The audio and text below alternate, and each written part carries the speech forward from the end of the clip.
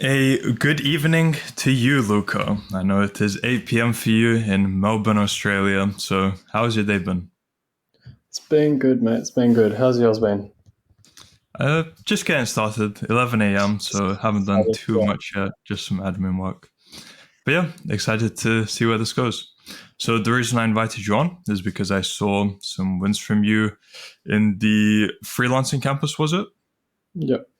Could you explain what that was about? Yeah, sure. So I've done a bit of social media management, marketing, running Facebook, Instagram ads for a couple of local businesses, which has been just fairly brief, I'd say. I haven't ended up signing on to deals or anything, just here and there, kind of get paid as you go type thing.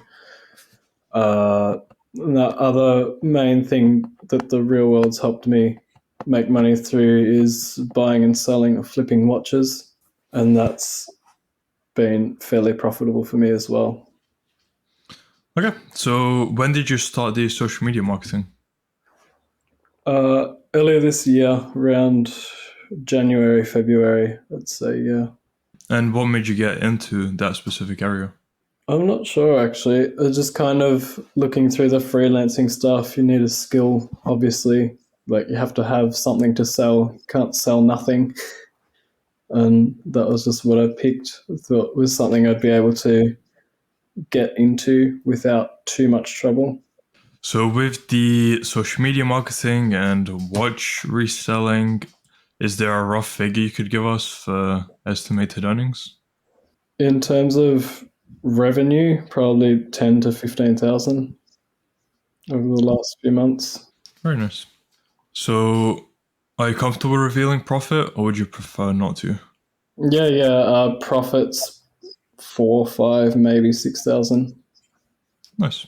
all in Australian dollars. You'd attribute this to the real world, correct? Or some of it Yes. from somewhere else? Yeah, it's definitely played a part in helping me.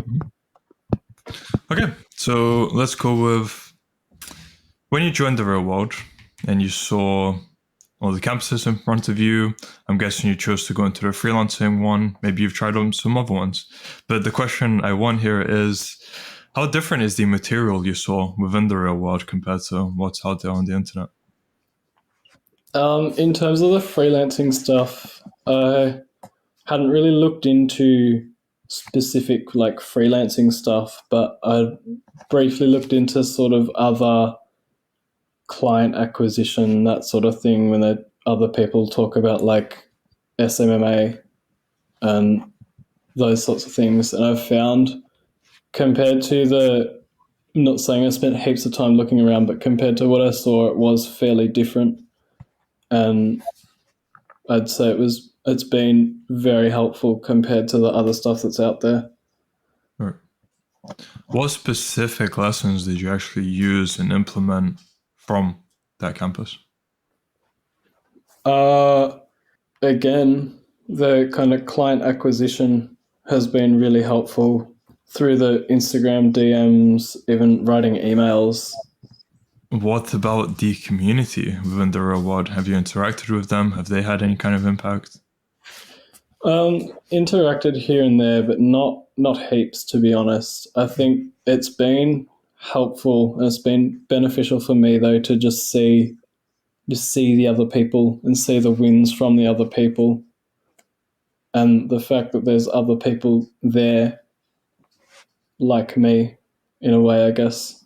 So, why did you join the real world? Like, what was the turning point? Maybe you could call it that.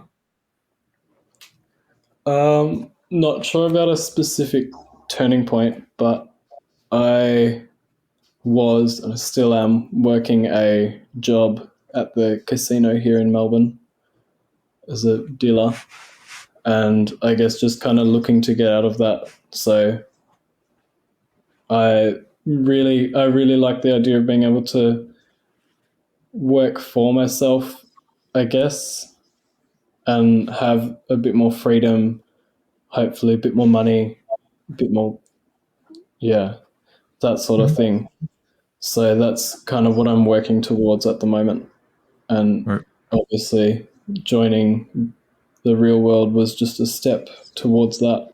How long did it take you to acquire your first client? And did that change any kind of belief within you when you did acquire it? Or did you always know that this would be possible? I guess I always had a lot of self-belief, but you do kind of, especially starting out, you kind of go through mentally, you might go, is this actually possible even? Is this something I can do? So it probably took me maybe a few weeks before I got that first client. And from then on out, I guess it does, you do tend to get less of, I've noticed there was definitely less of that doubt in a way compared to before. Not that I felt like I had a lot of doubt before, but there was definitely a noticeable reduction of that sort of self-doubt. And when you acquired your first client, did you get on a sales call with them? Uh, yeah. And were you comfortable during that? Or did you need some, as in, have you improved since then? Were you comfortable? Like anything else to say there? I mean, obviously, it's pretty hard to be comfortable doing things you haven't done before. Right. So it wasn't the most comfortable or comforting thing I've ever done, but it's definitely something that's improved since then. Okay, cool. So now, how different is your average day now compared to before you joined the real world?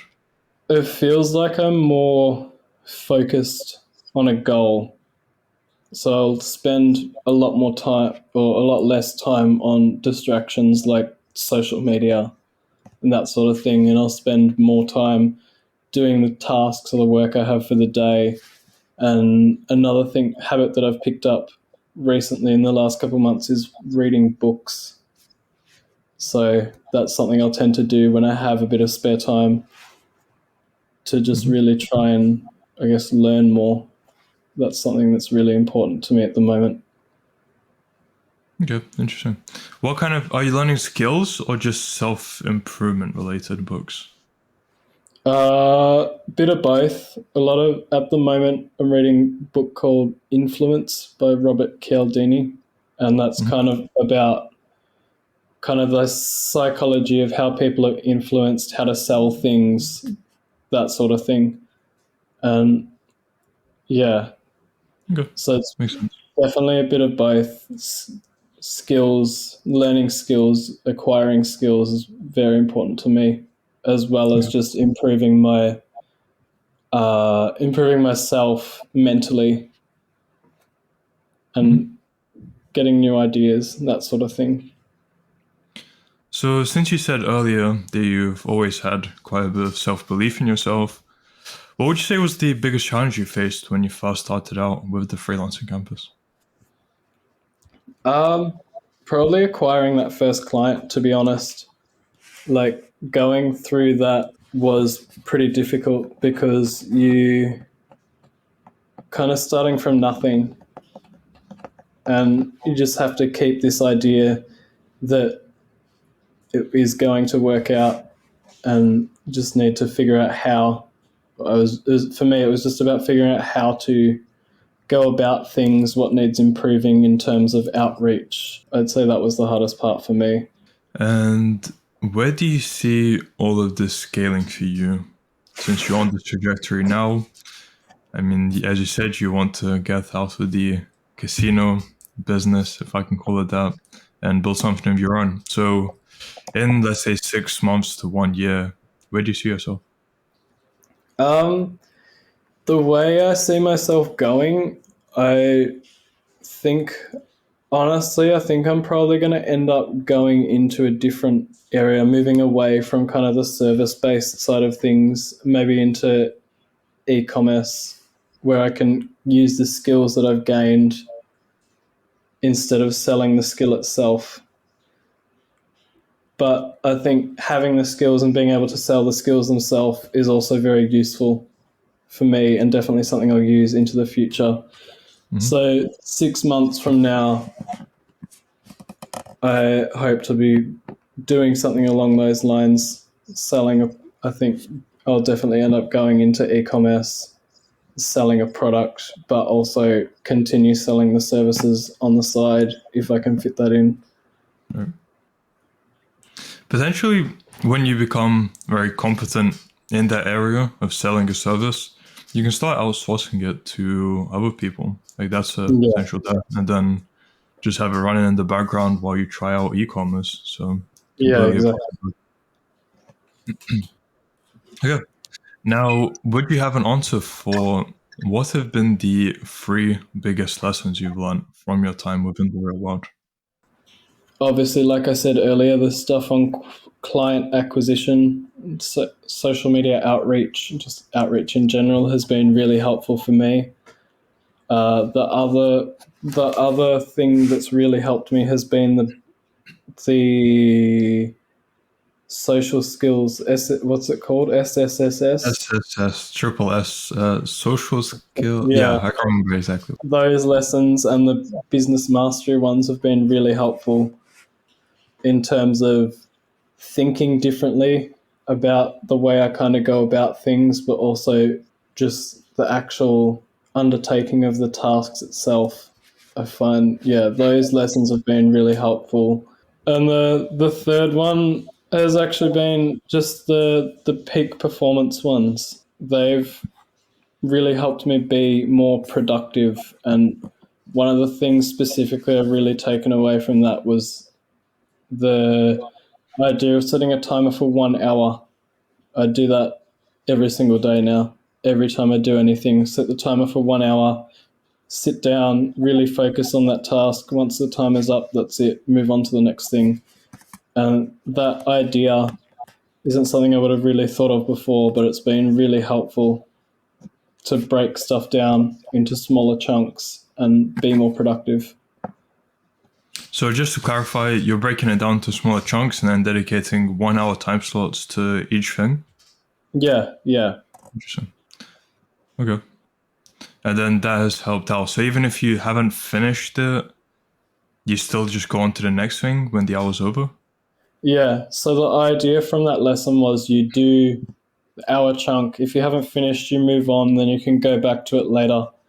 So I'll allocate hour chunks to the things I have to do. If I haven't finished them, then I'll go back later and set the timer again. Often I don't need the full hour, but yeah, Yep. it can take away from the like mental burden of having to do the same thing for like hours and hours in a row without stopping, just to break it up, I find. Interesting. I haven't heard of that aspect. I know deep work is something that's promoted in the copywriting campus, which is just setting time aside however long you can manage, let's say 1 hour, maybe two if you're good at it, and cutting out all distractions just solely so you can solely focus on the work at hand. But Yeah, I guess this is a slightly different approach of dedicating 1 hour to different things just so you, as you said, avoid the mental burden of a repetitive task over and over. So interesting approach. Okay. Now moving on to something slightly different. Has Tate had any kind of impact on you personally? uh, I guess mostly from listening to the longer form podcasts I've benefited.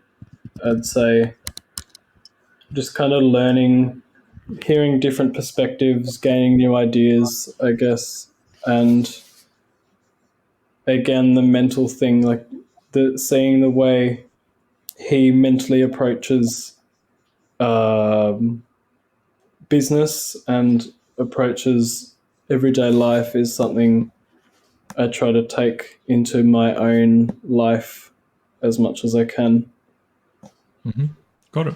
Nice. And now to end off, for people who are still thinking that for $50 the real world is a scam, from what you've seen, what advice would you have to them? What is it now? April. Been in there for what, 5, 6 months now. I'm still there. I don't know what else to say, really. There's people like me who have been there for 6 months still paying. There's no reason why it's a scam. If it was a scam, then people wouldn't be paying for it. Right. Renewing at least. They'd come in for 1 month Yeah. and then leave.